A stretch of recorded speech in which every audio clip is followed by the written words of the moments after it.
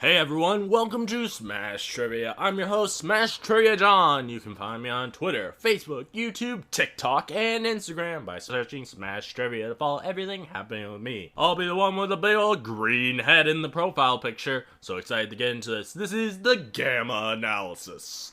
Basically, in this series, I'm going to review everything Hulk, all the movies, TV shows, and I also do random other geeky films. Occasionally, not so geeky ones too.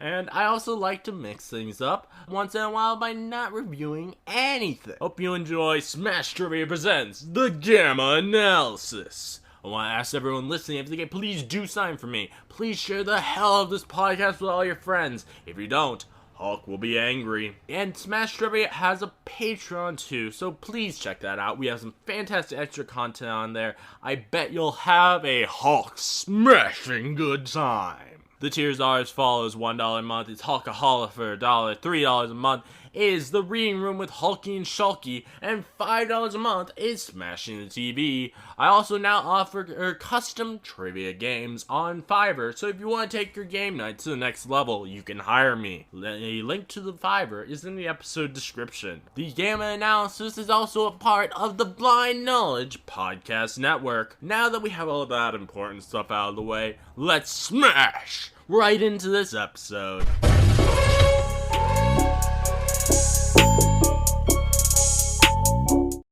Alright, hello my Gamma friends. Today I'm joined by Matt Shore from the Made Up Movies podcast. He's also a streamer now, and he is a professional comedian.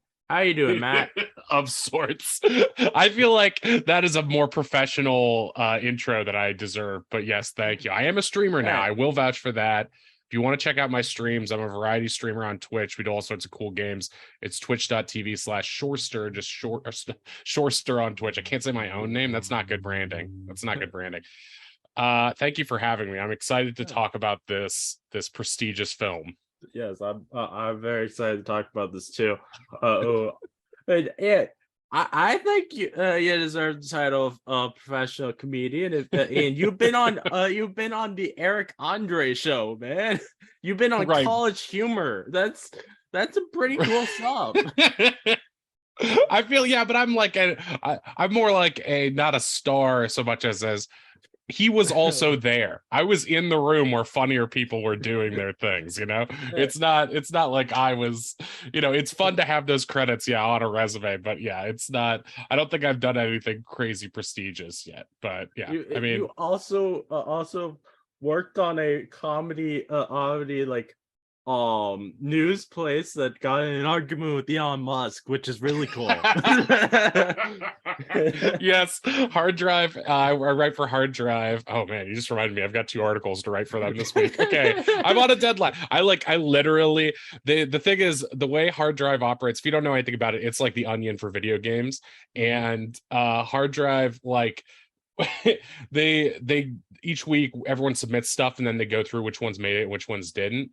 And the list is just like, it's a Google Doc that's like a bajillion miles long, so it takes like 45 minutes for me to load it and find my name. So sometimes on mobile, I'm like, I've got no service. I'm like, I can't look at it today. So I looked at it like 2 weeks late because every time I checked it, it wouldn't load. And I had all these articles that were due, and I'm like, oh, okay, I need to fix this. So thank you for the reminder. Thank you for the reminder, because that should be on my calendar. It somehow still isn't, but it'll get done. This takes priority.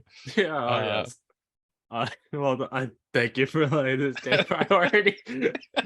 Though I don't want you losing your job over here.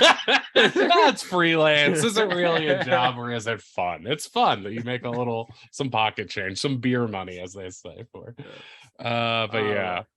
Well, for this episode, we're reviewing Scooby-Doo Monsters Unleashed, and for our Hulkaholic for $1, we have Derek Sager, Gabriel Floral, and Film Critter, and Stephen W. All right, let's get into this review. So, okay, what did you think of this film? Well, I feel like I have to mitigate my responses because I saw tweets from you earlier this week. Spoilers, I read your tweets, and your tweets said that that you're like, I think these Scooby films are some of the best cartoon adaptations, if not the best. And I was like, oh shit, I have to be much nicer to this movie than I was going to be, because this is your show. I don't want to see. There were a lot of things I liked about this movie. You can be as honest as you want. I think I prefer the first one. I have seen both of these before. And I realized previously, when I first saw them, I liked this one better. But when I watched this one, I was like, having seen the first one so recently for that other episode we did, I feel like I was like, I think a lot of what I liked about these two movies, they do in the first one, but there are some things I do really like about this one. But there were aspects of this one where I'm like, okay, this part's a little slow. And then there's one part, and I'm not joking, that almost made me tear up. I like almost cried. Like I was feeling like frustrated for maybe 10 minutes of the movie, like hurry it up, move the plot along, and then Matthew Lillard says something and I'm just like, oh my god, you've touched my soul. Like I can't believe this movie reached me in like a way that only the Royal Tenenbaums can. Like it was very strange. But yeah, so I was a little bit cooler on this one. I'm not going to be a complete jerk about it, but I didn't love it as much as I was expecting to love it, I guess. That's understandable. I don't know which one I like better, the first one or this one. I think this one feels more like classic Scooby-Doo than the first one does. As for the main reason of like you have like it's not set on this island where you don't have you don't have the mystery machine throughout it in the first film, and like they're also broken up throughout the first film. So this one feels more like classic Scooby-Doo to me. But I do feel like this one is definitely more for a younger audience than the first one was. It definitely felt like they're like I like some of the monsters, because like one of the big things in both of these movies, I was thinking about this yesterday. I think I was talking about this on stream. I was like giving a free preview of this podcast, my thoughts on this. I was talking about your pod. I was doing my publicity for the Smash Trivia experience, which is what I call your whole vibe. Really, are you getting the full Smash Trivia experience right now? But I feel like I lost my train of thought completely. What were we saying? I can't believe I did that on podcast faux pas. I completely drove myself off my own train by talking about the thing. They don't have the van in the first one. Yes. You're right. I think I prefer the breaking up thing. That's where I was heading with this. You're talking about how they're broken up. Yeah, and when I watched that first movie, I'm like, why are they doing this? Like, why are they forcing them to be apart in this way? But in this movie, you're right. It is more for little kids, because it felt like they are, again, in both these movies, the monsters come alive. They're real monsters. They're not just costumes, which is a strange choice in some ways. But it definitely felt like they're like, we need action figures of like 12 monsters. So make sure you put all 12 monsters in at least one shot, and make sure they're drinking delicious Burger King or KFC milkshakes, depending on which version you're watching. Like it was funny that, wait, so we were talking about this right before we started, but there's product placement in the movies, and there is a point in the movie where Shaggy is like, why can't we ever investigate a Burger King? Does he say KFC in the other version of the movie? Yes. So they did two different takes. There's a different cut. Take. And the funny thing is, on each of the versions, the subtitles are for the wrong version. Right. So in the Burger King scene, it says KFC in the subtitles. Yeah. So did they have toys at BK? I have to imagine that they had them for this. I imagine so, probably. But I don't know. I think my big beef with this movie, if I can pinpoint, is okay. So I didn't love necessarily that the gang was like broken up in the first Scooby-Doo movie, and then they like kind of hate each other, because that's kind of a bad vibe for a movie where you want to see them all working together. But in this movie, it felt like they had even less of that interpersonal story to work with. And so there's a whole middle part of the movie where they're just like going from location to location, being like, maybe there's a clue here. And it does feel very plotty and not very story-y. Like almost every scene is like, wait, Scooby hasn't done anything yet. Well, maybe he should dance for like 12 consecutive minutes of this movie. Maybe he should have a very sexual dance with some lady who's like a witch or something.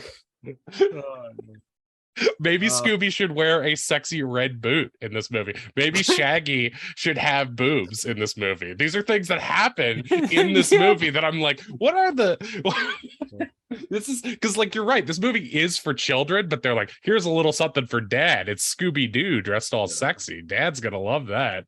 Like, what? The funny thing is, like, they, like, with the first one, the adult references, it makes sense because the film was originally R-rated, but right. But for this one, it was never made to be an R-rated film, so they planned this to be PG with all those references. Yeah, and it's like, I get, like, okay, you want to throw in a couple jokes that are like for grown-ups and stuff like that, but the grown-up jokes are also just like really weird, and it's like, it's because, like, in the same scene where Scooby-Doo becomes a literal hand-drawn Tasmanian devil, which is just like, again, it's like WB is like, okay, get that product placement in there, remember that, remind them that we own the Looney Tunes, quick. So apparently with that scene, actually, originally, it was going to be the animated version of Scooby-Doo that he turned into, but they decided to change it because apparently they didn't want people to like be, I can't think of the word, or like compare the animated with the live action. They didn't want to remind them that you like this other version perhaps better.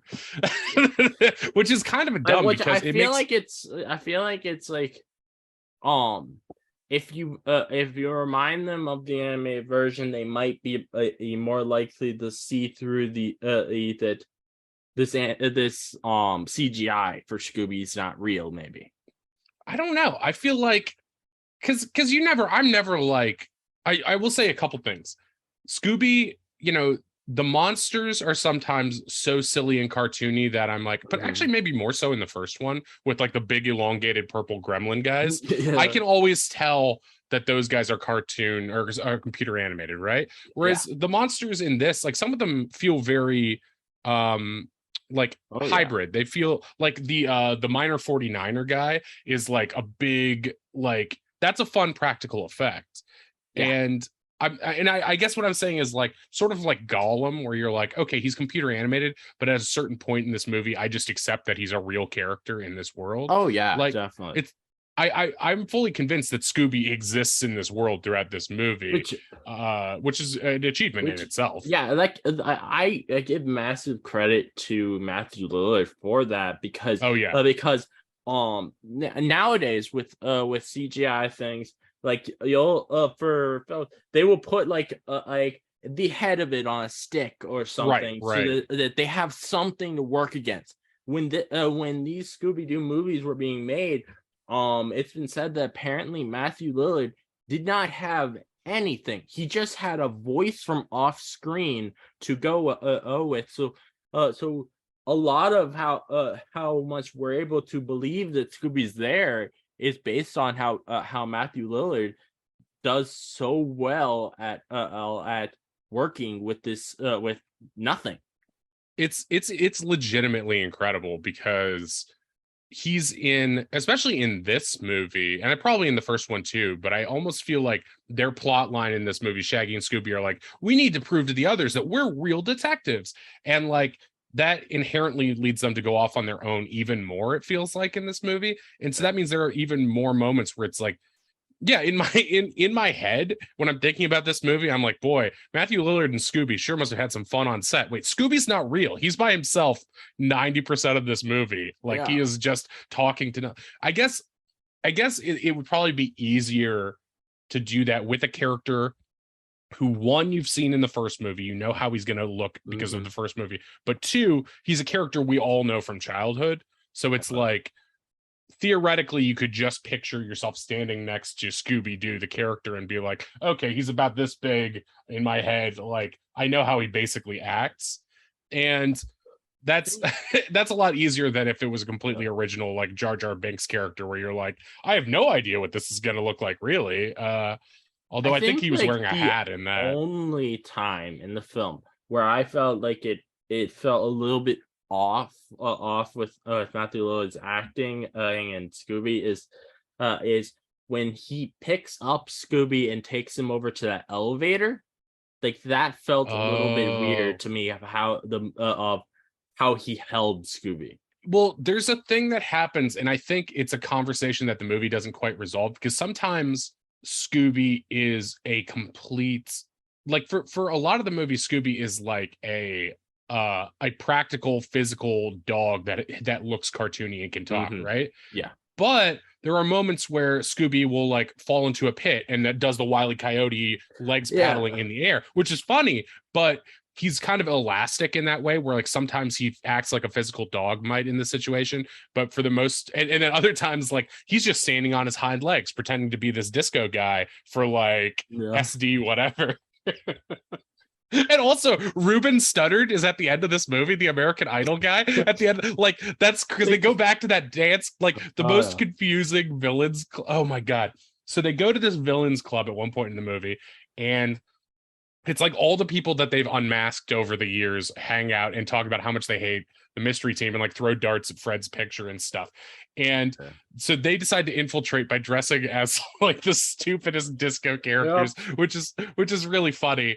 But the yeah, the weirdest thing to me about this scene is that okay, Scooby is dancing with the villains in this one scene that has like nothing to do with the Mhm. rest of the movie. It's just so Scooby can dance. And he's on his hind legs the whole time. He's not dancing like a dog. He's dressed like a disco man. He seems to have no problem standing on his hind legs, which is like, well, why doesn't he Yeah. always do that? But the song that they're singing and dancing to, and again, these are villains, is a song about being yourself. And it's like, thank you for letting me be who I am.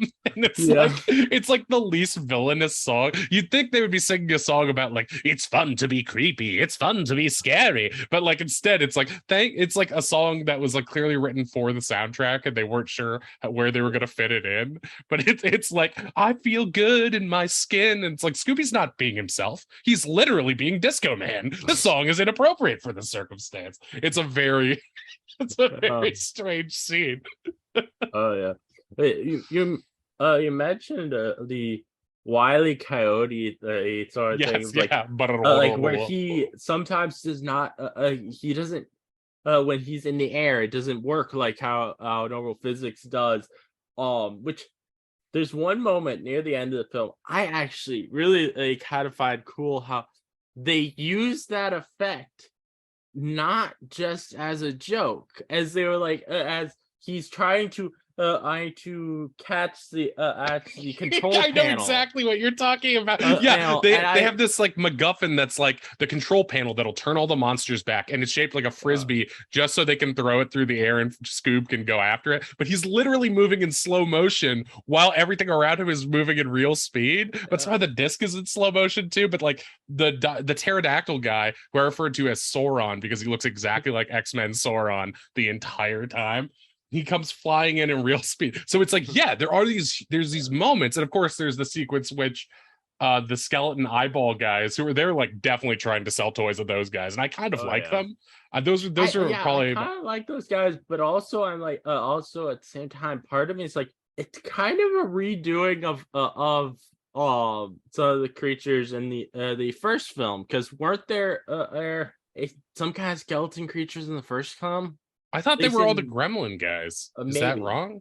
Because they have these big Maybe. like 8 foot Uh, purple gremlin guys who are like all I remember from the first movie. I know we talked about this earlier, but like Spooky Island versus they're in the regular world and going to different locations. I, in hindsight, I kind of preferred Spooky Island. I don't know if it's mhm. because I I can like theme understand that. parks. I think it's a Yeah. fun tropical vibe for a movie, and I think it makes it feel like you know how they used to do those like Scooby-Doo specials? I think they still do them that are on DVD and stuff, like Oh yeah. Scooby-Doo meets Kiss or whoever. And it feels like that would be, it's like, okay, this is like different than what they would do in a normal episode. They're going to an Hmm. island and it's the movie version, you know? Like Yeah, I that can sort of see that. tracked for me. Whereas I think like the main problem I have with this movie is that I don't expect these movies to have like complex mysteries or anything like that. But in the Yeah. first one, I'm actually not sure what's going on. Whereas in this one, it feels like, well, it's one of these 3 guest stars, right? Like, I don't really care which one it is, but you've introduced 3 people and it's clearly one of them.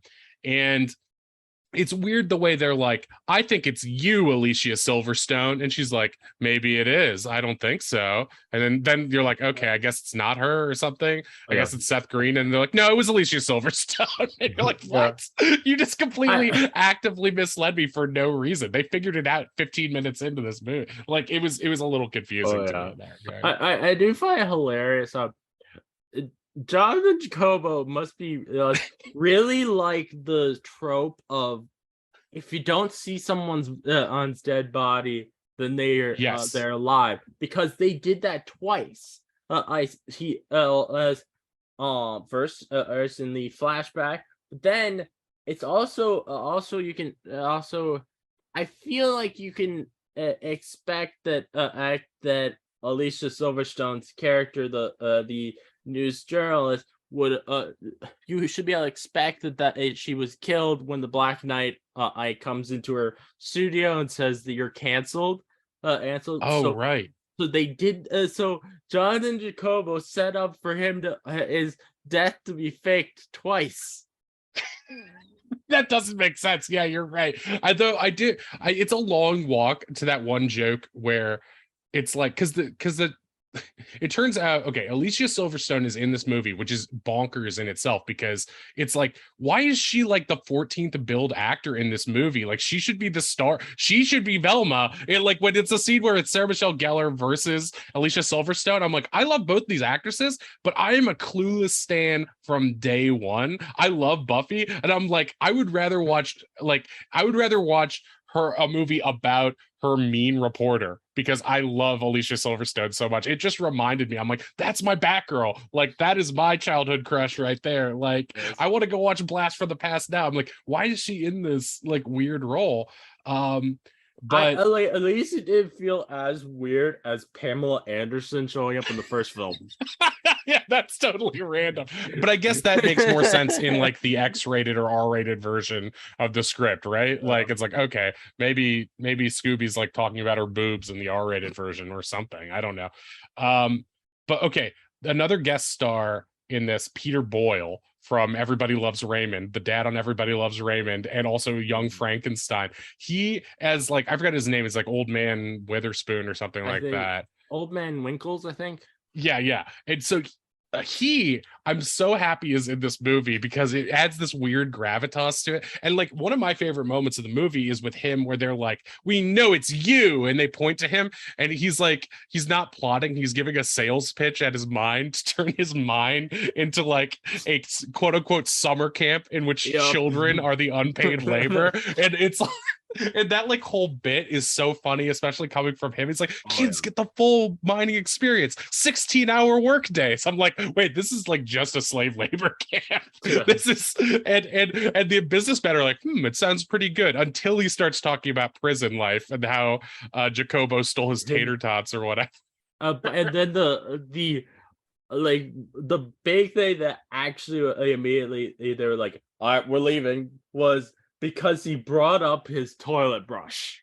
yeah, right. You stole my toilet, which was like a big plot point earlier because they were both singing into the toilet brush. Speaking of that scene, in the song that they were singing, is actually like is not only it's obviously a joke because it's the name Scooby-Doo is in the song, but also that song is what made the creators of Scooby-Doo name the character Scooby-Doo. Oh, so it's actually a deep cut reference. That's kind of cool. Yeah, it is. I did like in the very, very beginning, they're walking through. I liked any moments where the mystery team is being regarded as like local celebrities. I actually legitimately like, for whatever reason, it's a fun idea that these goofballs are your local heroes and stuff.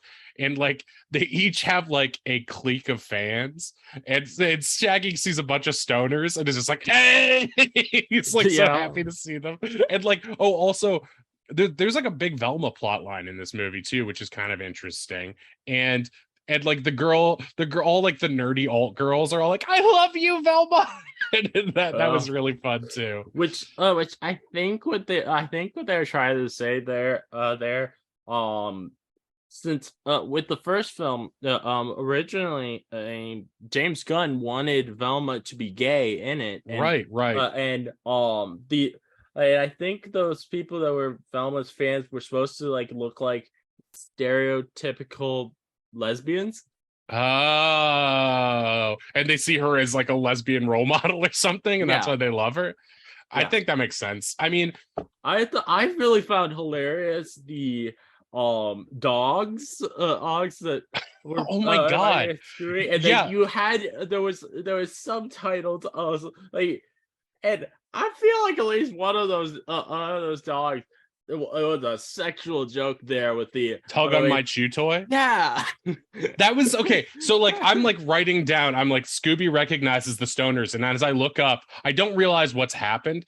Then I look up and it's this Pomeranian, and the dog is barking, and there's a subtitle that says "Tug on my chew toy," and it sounds like an insult. I didn't get that they were like Scoob, you know, sign my chest or whatever. You know, it's like Yeah. "Tug on my chew toy" sounds like, "Hey Scooby, tug on my chew toy," huh? Like it sounds like they're saying "F you" to Scoob. Like I wasn't sure what was happening there.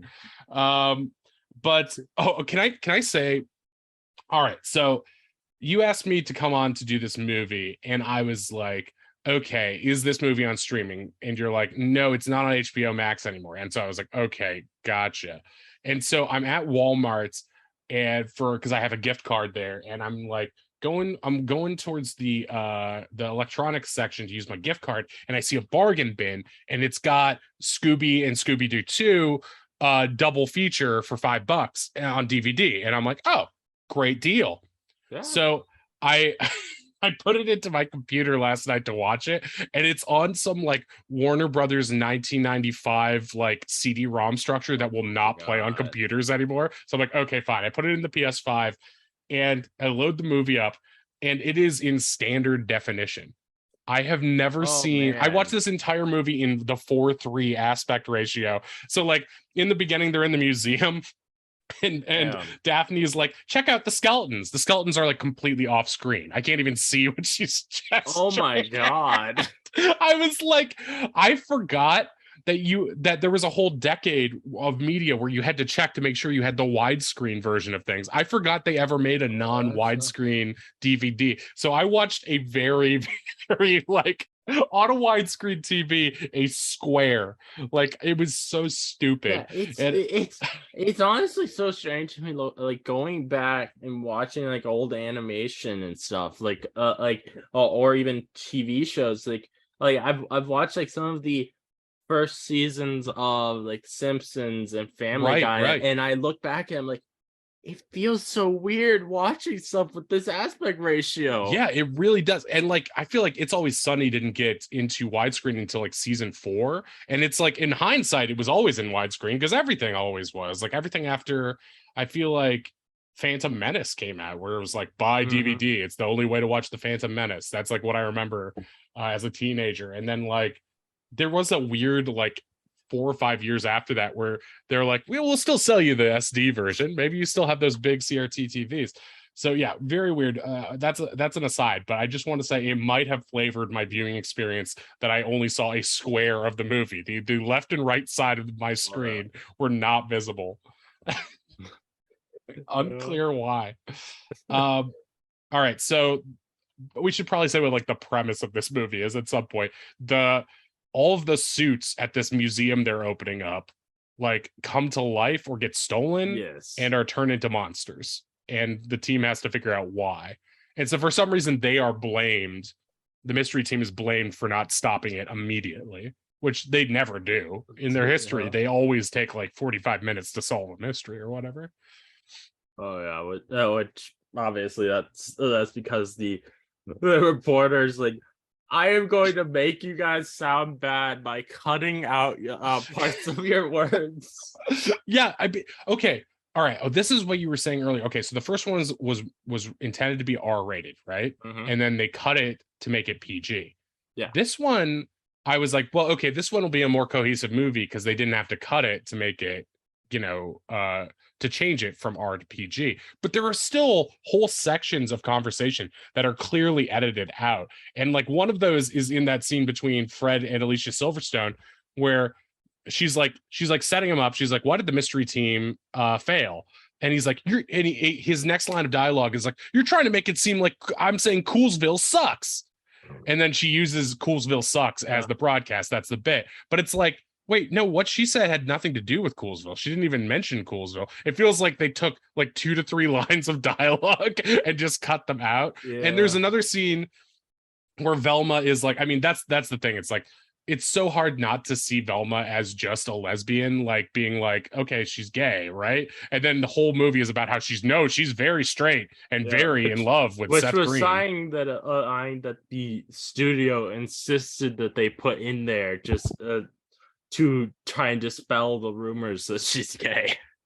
Yeah, well, also it's a weird thing because like they want, it's a red herring that Seth Green seems like he owns the museum. He has access to all the costumes. He seems really sinister in one scene with Shaggy and Scooby where he's like being a jerk for no reason. And so it's like they really overplay their hand that it's, they're trying to mislead you into thinking it's him, that he's the secret bad guy. So then by the end, when he's actually nice and it was a trick, I'm like, well, he's not a good fit for Velma now, is he? He's sometimes a dick. Like I was like, she deserves someone better. Like so yeah, it is. But I will say that Linda Cardellini in both of these movies is doing such a phenomenal job. Like she is like the heart and soul of the movie in a lot of ways. Every scene she's in, she's acting her ass off. Like she's acting so well, whether it's a scene in which she's wearing a sexy red pleather outfit and it has to make fart jokes, she's still acting as if this is a serious movie and like playing it real. It's like she's so good in this movie. Like no matter how dumb the situation is, she's so good. When she's in the van, it actually makes that noise. It wasn't actually like from what I've read, it wasn't actually something that was scripted. It just made that noise, and then she ad-libbed, and that was my outfit, I swear. And it became one of the most treasured bits of the movie. Of course, the first movie has its famous burping scene, so this one has its famous sexy Velma farting scene. It's like poetry. They're harmonic bookends that we put on this amazing franchise. But yeah, she's really incredible. No matter how silly the situation is, I thought her acting, her eyes, and like everything about the way she performs the scene is so sincere. I did say I thought. What's his phrase? Freddie Prinze Jr. does a much better job in this one. He feels a little bit like a little stilted, and it felt like in the first one. And I thought in this one he had like a little bit more of the tongue-in-cheek flair. Oh, yeah. I wish they'd given Sarah Michelle Gellar more to do. I feel like she had more to do in the first movie. It was very unclear, like what, if anything, her story or arc was, because they keep being like, "You're just the pretty one. You don't even do anything," and she's like, "Oh yeah." But then she never actually does anything. So it's like they never do the story thing where you disprove that and show what she's really good at.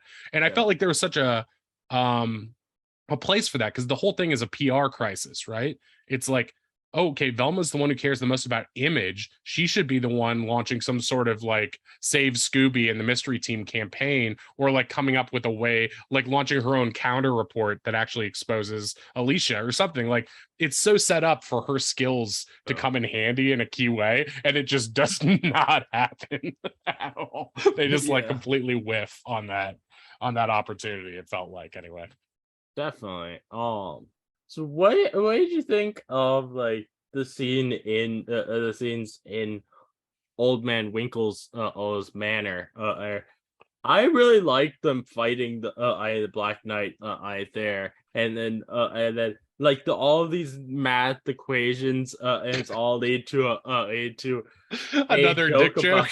Them taking with the balls, and he's like, right to the round table. Right to the round tables. I was thinking about that. I'm like, round tables, okay, like we know what he's saying. Is that the filthiest thing? I was like, that you could get away. I feel like round tables is like the perfect joke in such a way where it's like we can keep it PG if he says round tables, because it's not super explicit. It's not like, Uh, although I think it might be funnier if he Though was just I like, would right say in my dick. And you're like, whoa, that ghost has a dick? That's I crazy. w- I would say the first one like definitely has like more mature language. Is like be other than the first film, I don't think I've ever seen any other movie that's PG use the word scrote. Well, it's just an abbreviation for a medical term. I mean, scrote is definitely a word you can see in James Gunn's vocabulary and all of his, like, Peacemaker would definitely say scrote without a doubt. He says chode all the time.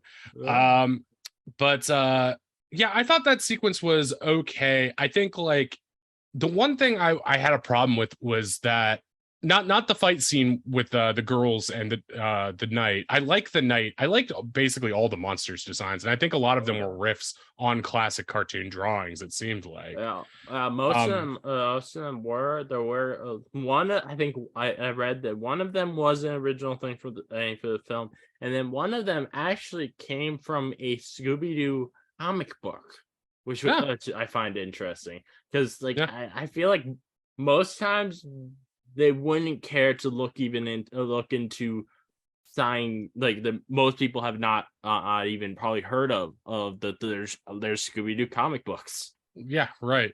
to get Maybe it was references one of those of. things where like somebody had the book as a kid and they're like, there's this one guy. We gotta include Yeah.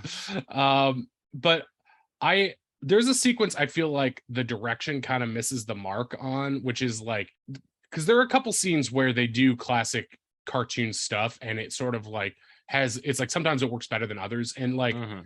the one thing that I think they didn't do very well is like they're barricading the doors, Shaggy and Scooby are to keep the night out, and Yeah. they're like okay, they take stuff and they're going in like super fast motion, and then the knight hands them something and they put it down, and I feel like the obvious way to do that is to like have it so we keep panning the camera back and forth. So it's like, okay, take it from him, and then the knight's suddenly there and we take it from him. And then we turn and look and he's right there. And that's how it would be in the cartoon. And then he goes, "Rah!" And they freak out and run. But it's Eh, shot in this really weird wide shot that I felt like there were a couple moments like that where I'm like, either this is just the shot that they had or like what they wanted to do. Like it feels like some stuff was shot like really, really fast. yeah. And like Though I don't know if most people would want it like to be longer or than it was, but I think that that joke also could have worked better if like they like didn't just have like one pass through with grabbing items from him before they realize they yeah, they like a just couple. go back and forth like 5 times before they realize that he's there. I think that I would think make it better. that is funnier. I mean, yeah, I feel like, and it should have, they could have made more of a meal out of them just doing those classic cartoon things of them running in and out of all the doors like they always do in the cartoon Yeah. and stuff.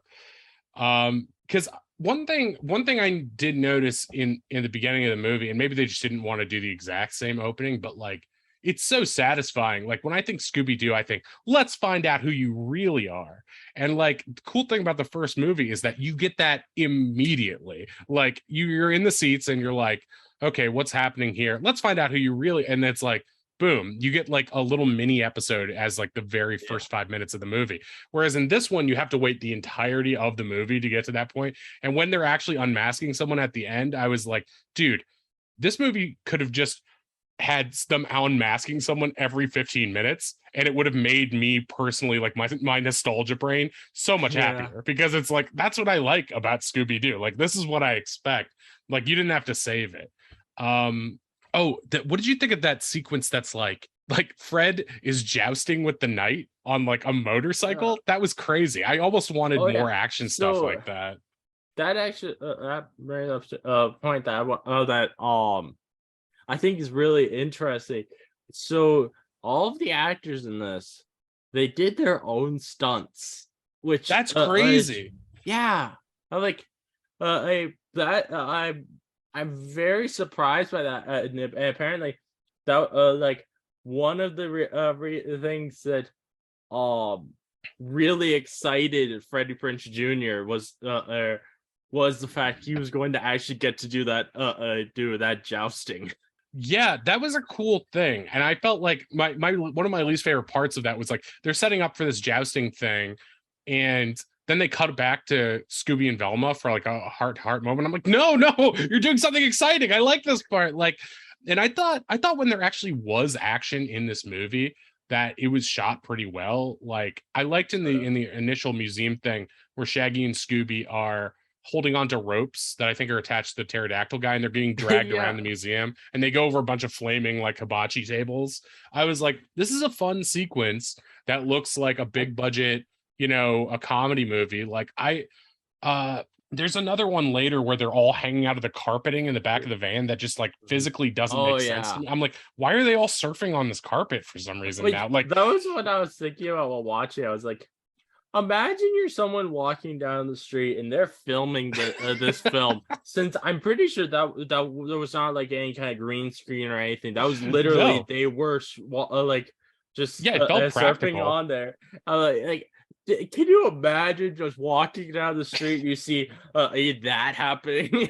Yeah, what do you think is this? Huh? And like I'm watching the movie and even I don't understand how exactly it happened that the pterodactyl ripped the carpet out in such a way that they all fell out the back of the car, but we're like, okay, don't worry, it's okay because I'm on this carpet and we can all just stand up and surf on it in the back. Like like I feel like there's even within the realm of like ridiculousness, I'm like, I don't understand why this just so Scooby can drive for like 5 seconds. Like I did like though that for no reason one of the other ghosts is just driving a truck in that sequence, and he's like, oh no, it's like, why are you in there, dude? You can like fly, you're a ghost. Like there's no need for you to be. It's so stupid. While Scooby and Shaggy were on that rope up in the beginning, what I really enjoyed about it is like how we're hearing the villains monologue and they're just flying around the room in the background. Yeah. I love background, like just visual humor being added to stuff because I think it just adds another level to things. Here's one thing that I thought was like maybe my legitimate favorite part of the movie visually is that there's a sequence where it's like a long shot where it's like a guy's in a car in a traffic jam and he's like, hey, come on, you're driving that tin can or whatever. And then we pull back and there's this giant ghost ship coming down, like flying through the city. And I'm like, this is some like cool Ghostbusters style.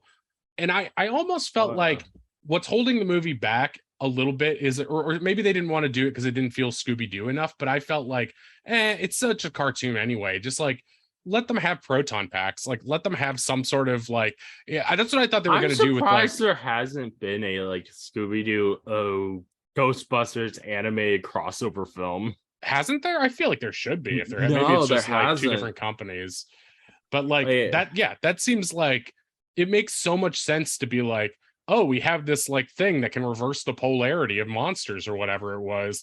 It's like, okay, so give them like proton, like just make up a laser. Like you made up this other thing that's just a disc. Like give Scooby a helmet that shoots lasers. Like you want to sell toys, that's what we want. We want things that fire out other things.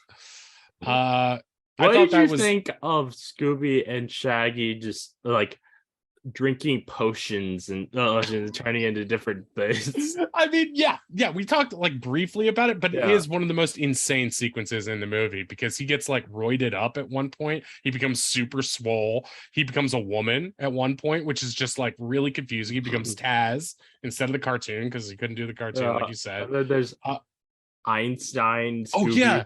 Scooby becomes really smart, and his first impulse is being really smart. It's like, I hate being smart. I want to be dumb again. Crazy too. Which also apparently they thought about making him I think it was Ronald Reagan who was at the president at the time, and they decided not to because it was because when the film was going to be coming out, it was going to be after the election, the new election, so they didn't know whether Ronald Reagan would still be president. So they're like, there's no way it was Reagan because this came out in like 2002, right? It had to Let me be see. Bush. Yeah, maybe George Bush. Let me see. Yeah, this was signed on the trivia section on IMDb if I can find it again. 2002. I can't believe I know that it came out in 2000. No, wait, no, it was 2004. The first one was 2002. 2004. Oh, you're right. So it was an election year. Yeah. I'm trying to see if I can actually I have trouble finding it. Hmm. Hang on. Bush was it was Bush v. Kerry. So it had to Yeah. be George W. at the Yeah, I time. guess. The I like that the element that they need is called randomonium, which kind of reminded me of Yeah. unobtainium. Yeah. Oh, I did you notice remember. that like 12 people in the movie get like gross stuff squirted on them? Like it happens like 5 or 6 Yeah. times. Like Scooby throws a Burger King milkshake and it hits that one guy. Another monster like vomits green juice on some. Like it happens so much. I'm like these poor Yeah. extras. Well, in the a newscaster gets saying that like that on them. Yeah. Immediately my first thought when I was if this film was R-rated, his face would come off there. It would have Face would have melted. melted. Yeah.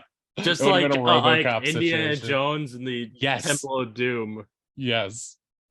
But yeah, I mean, I think what I hold against this movie is that like the set pieces weren't as much fun. Like I think that's my thing is like I kept comparing it to the first movie. Like the old man's mansion felt like a less exciting version of the amusement park castle thing from the first one. And like I like the mine idea, but it ends up just feeling like a junkyard kind of. So it didn't feel like we were seeing a lot of stuff that we hadn't seen before, and it also didn't feel like we were outdoing much from the first movie. So that kind of bummed me out. One thing I do really like is that it does feel like it's a different story from the first film, which a lot of sequels have trouble with making it feel like it's a different story. Yeah, it is. It's definitely a different story. I just don't like the way in which the mystery unravels. I feel I like can understand that. I'm just saying, I like that they actually tried to do a different story and not just copy the same thing. Because I know Sure. there are a lot of sequels that do just copy the first one. Because that's what sold. So let's just do it again. Okay, I think one of the craziest things in this movie is that Tim Blake Nelson is Jacobo, because he's the guy from all of like Oh Brother Where Art Thou. He's like Buster Scruggs. Yeah. All he does is Coen Brothers movies now, and like he's in like maybe 2 or 3 scenes as a guy who wants to fly out of prison. He's like a pterodactyl guy. Yeah. It's such a weird thing. It's like before his like more major breakout roles, but like that was crazy.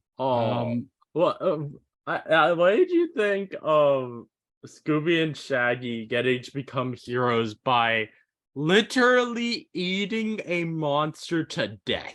Oh yeah, that was great. I was like, finally, they get to use their powers of eating for good. I kind of love that they're just like they're so happy afterwards, even though they just killed a man. Well, it's a monster. It's not really a man. He's made, yeah, but that also raises the question. It's like, well, yeah, but he's not just cotton candy, right? He's like cotton candy and whatever makes a ghost come alive, right?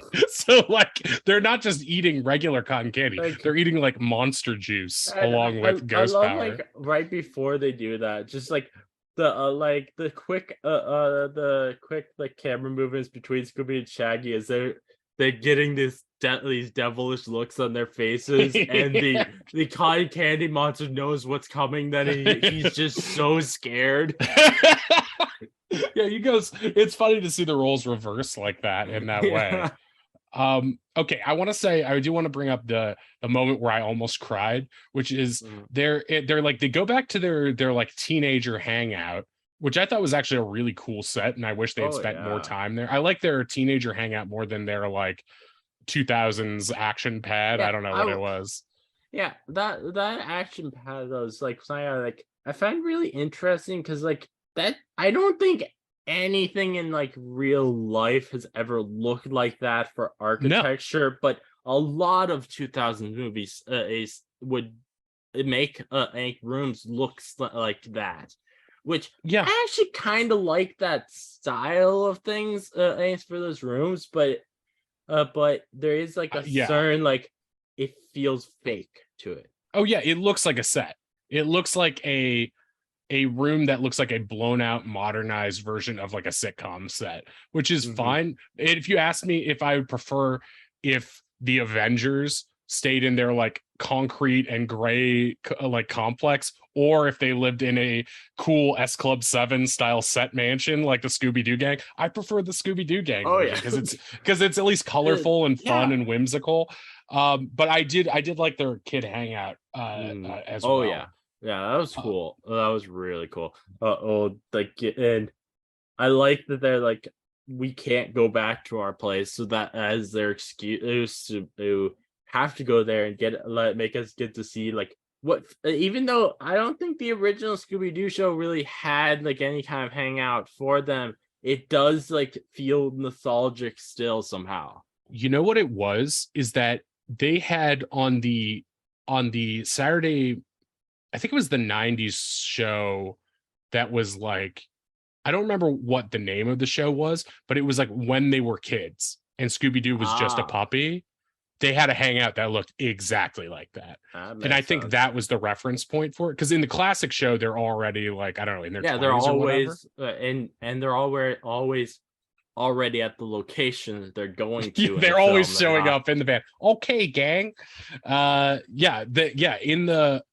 in the 90s show, they were like in grade school and they were like Peanuts age, and Scooby-Doo was like basically Scrappy Doo's age in that Mhm. version. And like they had a clubhouse that was like a treehouse adjacent clubhouse That makes where sense. so I feel like that's what they were pulling from. So to me, it was like I hadn't thought about that show in a long time. So I was like, oh, I'm getting like a nostalgia wave right Yeah, here. I can But I can definitely see that.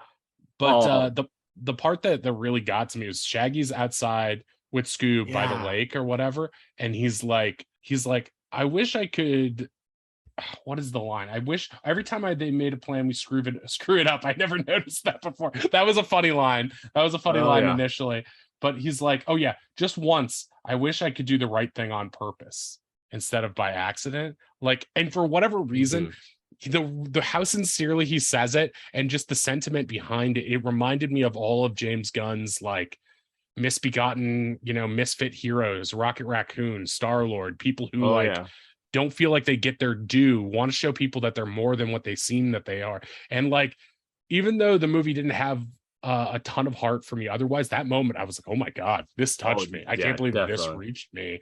His performance was good. I feel like he does a better job in the first movie because they do some case or some takes in this. There's just so many scenes of him just doing cartoony things and being alone with Mhm. Scoob and overreacting. And for the most part, it works. There's a couple things where I'm like, oh, they could have given him another take on that. I feel like I don't know why it felt like there was a lot of stuff where they're like, it's for kids. Just keep it rolling, move it through. And Wait, they're like, one thing I feel like they could have thought of a better joke for was or when Scooby and Shaggy first split off from the rest of the team, and because they're like, oh, he has rabies, even though he just has whipped cream on his face. I feel like they could have like figured out a better joke of what of their reason for leaving, even than that, because like it doesn't really work to me because I'm like, why would he have whipped cream on his face because he has rabies? And well, it's very obviously whipped cream.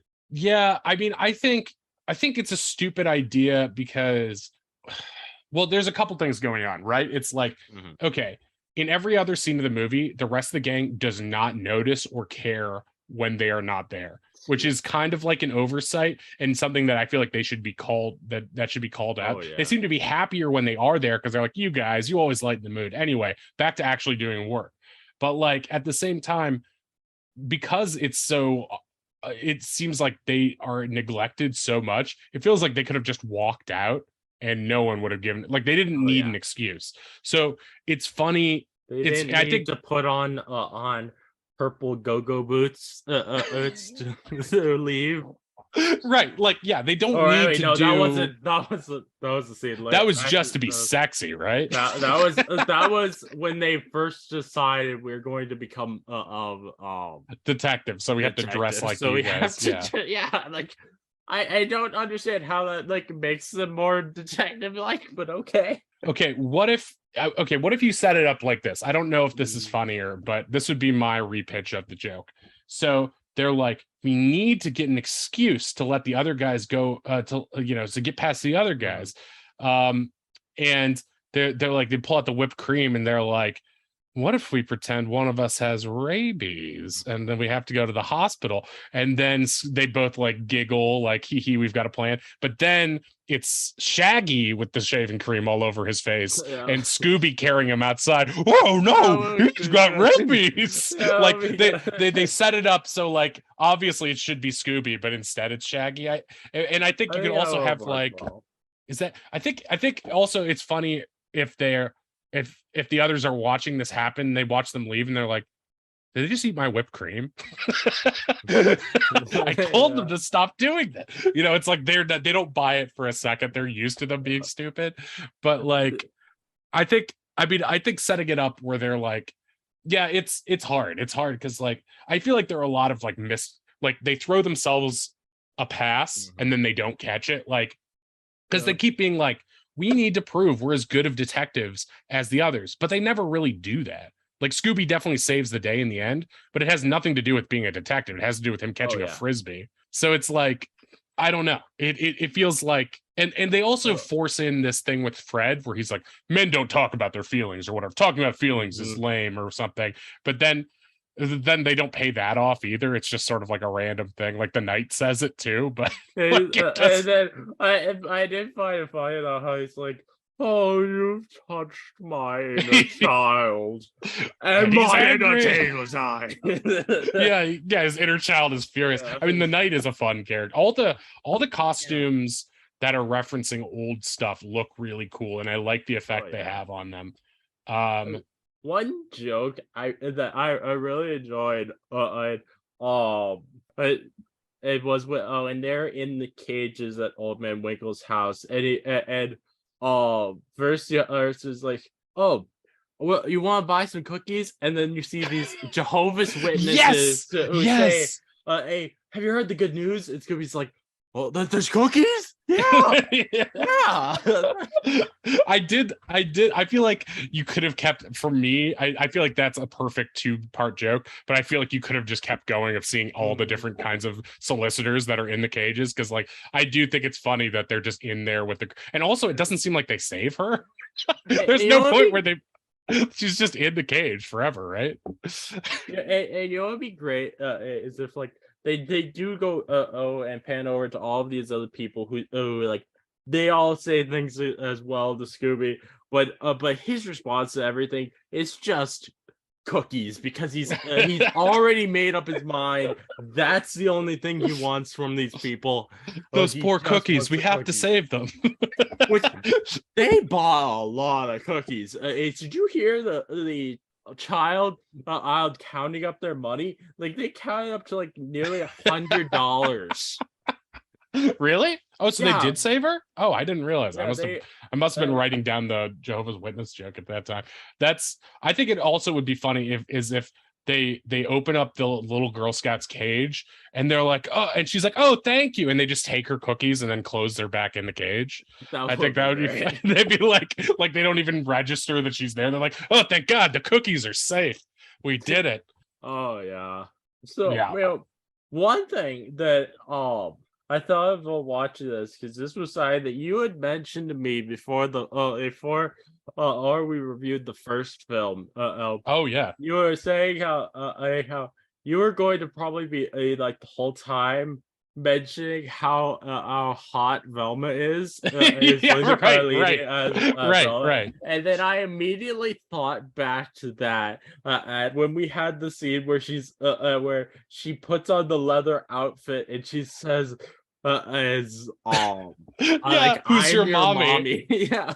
Yeah, which is funny because like at the time, like who's your daddy was like a catchphrase, right? But Yeah. who's your mommy really wasn't then. But now it's definitely like mommy step Yeah. on me, mommy milkers, like it's everywhere in pop culture online, especially. So it was funny that like of all the things that aged well, if that was one of them, like that made more Yeah. sense now than it probably did at the time. Like, I was like, if a film nowadays came out and they actually had a line like that, people would go crazy. yeah, they would love that. They would love that. They're like, how empowering. She's the mommy in this situation.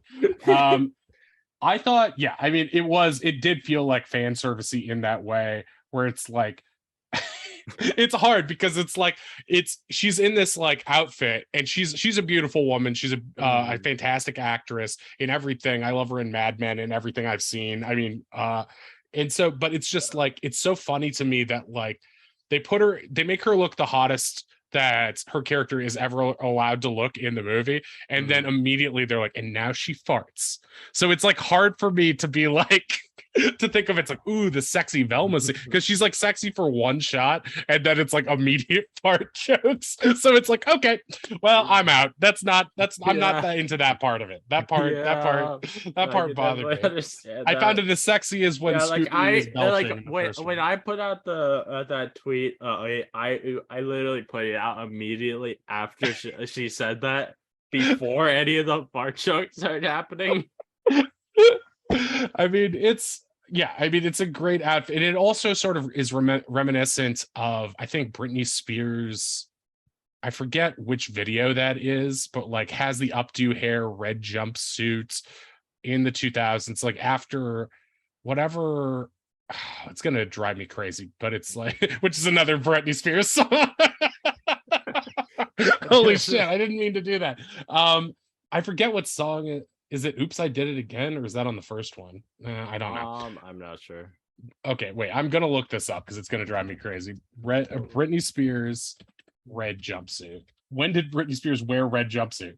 Yes, it was Oops, I Did It Again, second album 2000. And she looks almost identical in that way, except she has hers is like a mix between that red catsuit and an Austin Powers catsuit kind of thing, where it was Yeah. like just so she could show cleavage, but also to set up the bit where that she unzips. I'm like, what's happening here? She's like unzipping her chest and then pulls out her sweater, which is somehow beneath the thing, which is like the Yeah. most. It's such a funny joke because it's like there's no way she's wearing a sweater underneath this like skin tight outfit, but like it's also so random that she's like, well, I'd better go back to the old me, and it's like a cartoon character. It is just under her current outfit, like. Wait.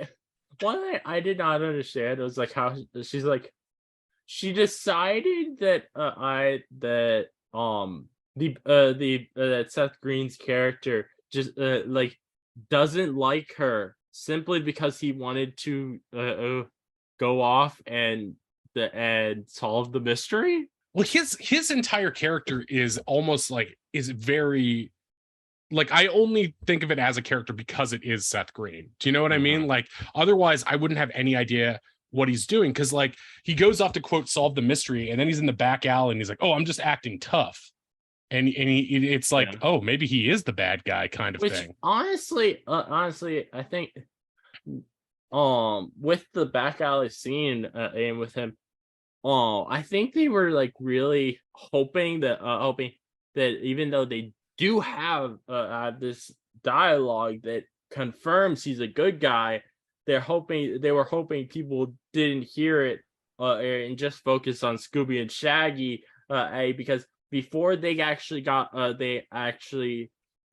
before he sees them, the dialogue that Seth Green's character is saying as he's pushing this guy up against the fence is, where is my stolen costumes? Hmm. So he, yeah, I took that, I when I Yeah, I missed watched that. this, I watched that I only caught that the second watch, but I took that as like obviously he's the obvious that should be the an obvious thing that he's the good guy, but they made you focus on Scooby and Shaggy in the scene so that you wouldn't notice that and you just think he's just this guy getting angry. Well, it's also confusing because like that idea that you need to be a tough guy to get the information out of people is only a red herring. Like it's not Mhm. something that like as I you would think, okay, if I was writing this movie, it'd be like, okay, we want this guy to ultimately, we want it to be ambiguous. We're not sure if he's good or Yeah. bad. That way the mystery continues, right? But if we want him to be ultimately good, like this is the scene where he seems most mean, which makes him a bad fit for Velma. So I would say like if you wanted him to have it both ways and like he's really putting on an act and stuff, because it seems like he's lying in that moment, but it turns out he's actually telling the truth. So I feel like what the way the scene ends is like Shaggy being like, "Wow, it seems like you'd be out here doing this all night if we left you," and it makes him seem like a weirdo. And Mhm. that's why when he's actually nice at the end and they make it like he's a good fit for Velma, it's like, is he though? Because he even Shaggy thinks he's Yeah. a weird. Shaggy's like the least judgmental dude, and he says something's off with this guy. So I would have had it I where didn't it's know that like was the. he's like oh, I'm sorry, I looked like such a jerk just there, but like I'm just trying to be like a hard-boiled detective, like in my favorite, old Mhm. crime novels. And he like shows him a crime novel or something, and they're like, hey, yeah. And then you have Shaggy and Scooby dress up like Dick Tracy or something, and like, hey there, see, you're a big palooka, see, and you have them doing that bit. Oh Maybe yeah. maybe instead of doing the the disco thing, which just makes no sense. But like but then it's like, oh, he's not really a jerk. You can still have him be like almost like maybe he has a split personality or something where it's like, was that a Mhm. cover or was it the truth? But in the end, he tells them something positive that helps them become more like the detective goal, which is their story.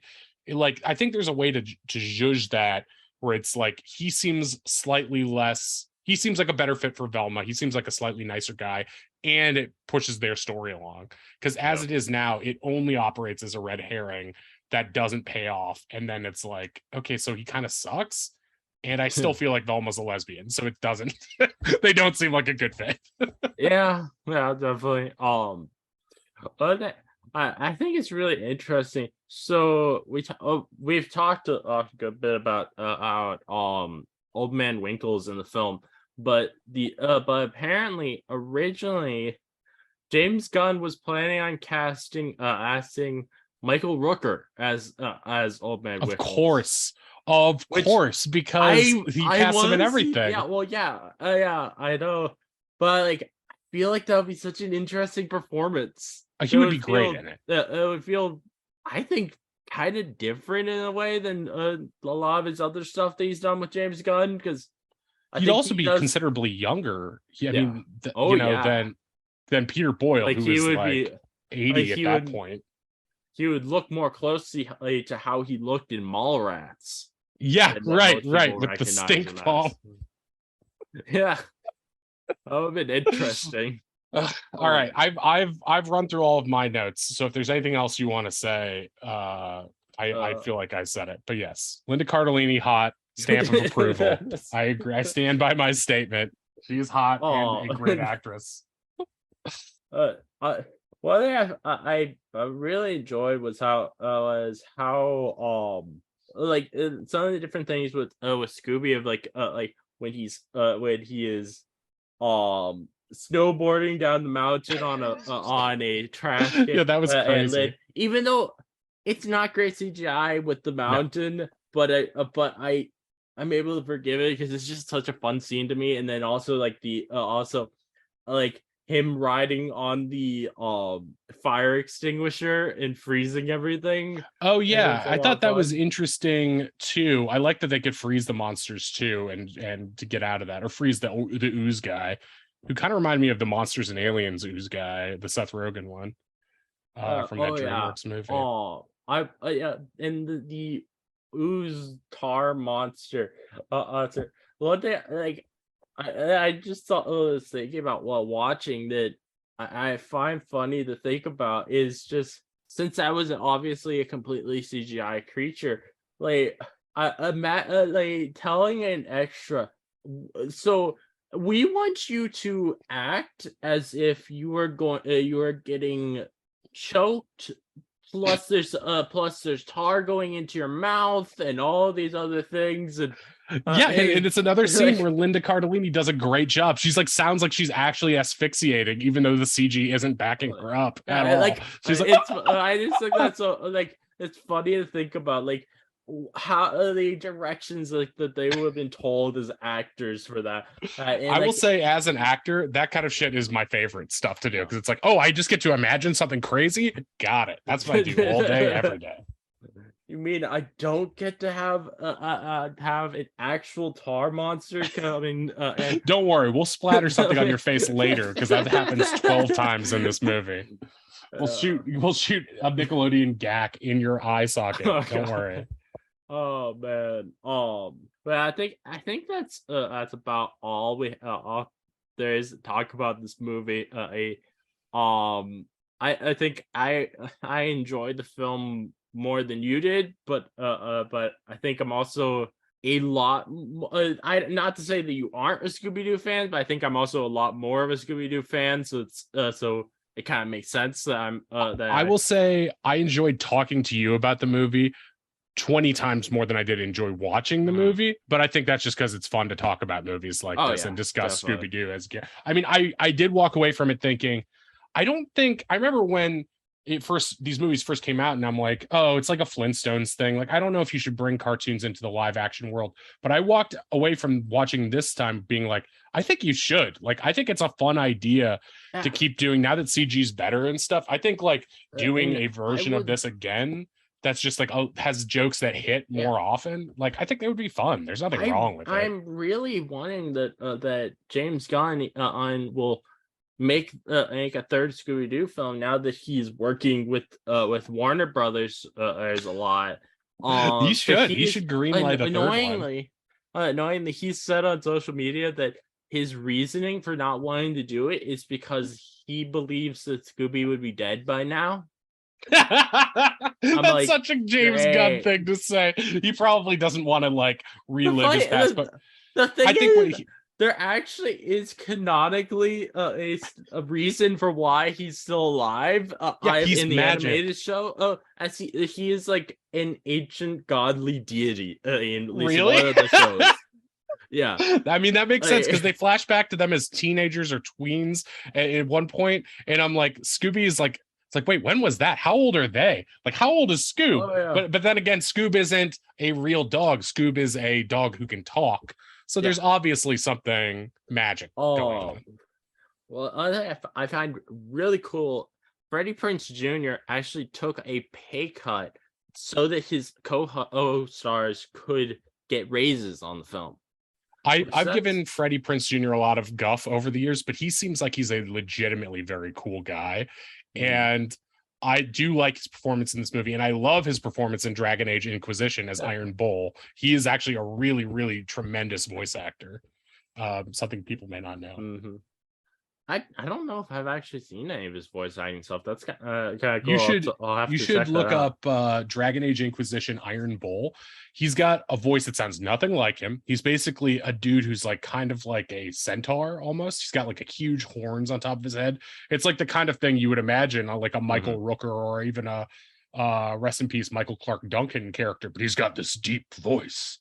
And it's like one of his most fully realized and well-developed characters. It's like he's not just a joke character. He's like a really likable and admirable dude who is like well-rounded and well-written. It's surprisingly good. Yeah, that's cool. It reminds me of how the actor who does the voice of Fred in animation, he's a really talented guy.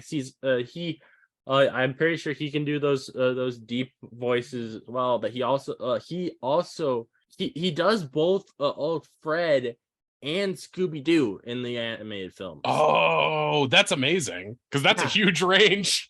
Oh yeah, doing cool. Scooby is hard. Have you tried it? It's hard. Yeah. It's like Donald Duck. It's one of those things that's like you either have it or you don't. And like it's like a weird like. It like rides a roller coaster with your voice. It's like, like it's hard to do. Have you ever heard what back when they did actually think about doing a third one of these Scooby-Doo films, have you heard what the story for that was going to be? No. What is So, it? according to James Gunn, he was going to have the mystery gang and going to Scotland to investigate a series of monster attacks, only to discover that the monsters were actually the victims and were being controlled by an evil human, which would force Scooby and Shaggy to confront their own prejudices about monsters. That sounds really funny. I mean, that Yeah. sounds great. I would love to see some positive, because like I kept wanting those skeleton guys. They seemed like so lovable in a way. I wanted them to be like turn good at some point and like fight the monsters. I feel like having good monsters. Yeah. Well, not all monsters are bad. It's like Wreck-It Ralph. I love how the one skeleton is like, I'm gonna crush my friend, use him as a Yeah, surfboard or something, a snowboard. I love that. It makes me like be like, wow, skeletons really have it good. They can just rearrange themselves, turn into something new. We want to spend more time with a friend, take your head off, put it on that guy's body as a second head. So since I think that's all we have to talk about for this episode. There's one last thing before we end off the episode that I have started doing since after the time when you came on last. It's called it's where I allow my guest to write something in the chat and then and I will say it in my announcer voice. Okay. Or I can try any kind of voice that you would actually like me to do if you want. All right, I want you to try to do the Scooby-Doo voice because it's so hard. Okay. Yeah, I'm typing. Okay. Use all of your acting props. Now remember, Scooby is a fun-loving character. He loves to have fun. His L's are R's. And he actually uses R's for all things, really. And he loves to eat. So you have to be jovial about this. Why am I? He sounds so old. Yeah, he sounds too old. Rich. Frosty, Remy. Wait, I want to try it. I feel like I made it too hard. That was so Let's all get some frosty milkshakes, baby. Ruby, woo. That's my impression of him. Part of me with your version kind of sounds to me like you're trying. Yes, you are doing like a Scooby-Doo impression, but the way you're saying the line feels like how the tiger from the Frosted Flakes commercials. They're great. I love that. Well, thank you, man, for coming on. I always enjoy talking to you. You're such a funny person. Oh, thank you for having me. It was a real blast, real fun to talk to you about this movie. Everyone, check out his live streams. Ames Shorester on Twitch, and then and also I don't know if you have a like kind of plan for when you're gonna be going back to doing it. And you can check out the Made Up Movies podcast. They have a massive amount of episodes out, including some Patreon episodes that they've made free. So definitely check out their stuff. They are absolutely hilarious. We may or may not reference John on these on many of these episodes, talking about his love for She-Hulk. It may become a running gag. It might happen. And also my rivalry with Detractor. Detractor is a robot character who John does not care for. He detracts from the show. So is this becoming the thing where it's like you love She-Hulk, I love Linda Cardellini? Is this who we are now? Sure. We are defined by our simping for these characters. Though she's a real person. She-Hulk is my mommy. You can have Linda Cardellini as yours. How about Linda Cardellini is She-Hulk's mom? I don't know if she has one yet, but could work. Hawkeye would be mad, but it could work. All right. Yeah, thank you for coming on, and also thank you everyone for listening. If you like this game analysis, please give a 5-star review on Apple Podcasts or a 5-star rating on Spotify. Love to hear your thoughts in the episode, so please let me know. And if you'd like to listen to more from me, you can and subscribe. I have many more Gamma analysis from me coming, and so keep on the lookout. This again is your host, Master John, signing off.